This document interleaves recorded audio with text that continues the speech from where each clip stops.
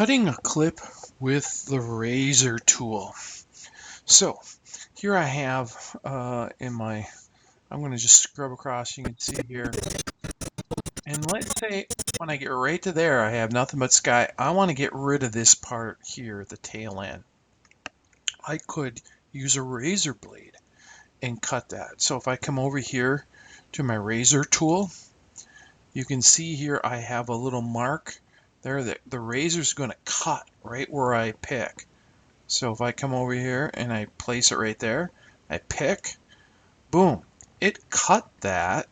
And I'm going to get this out of the way now. I'm going to move this out of the way. You can see now it made a cut right there.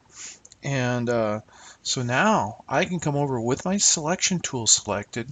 I can come over here and pick on this hunk if I like, and I can hit delete.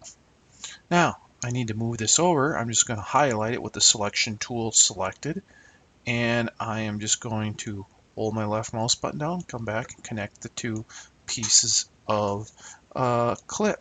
And now when I play this, so you can see it's a nice way of just cutting anywhere. And in the old days with film, we had to cut it with a razor blade. And so this is the razor tool, and it's used for cutting a clip into two separate clips.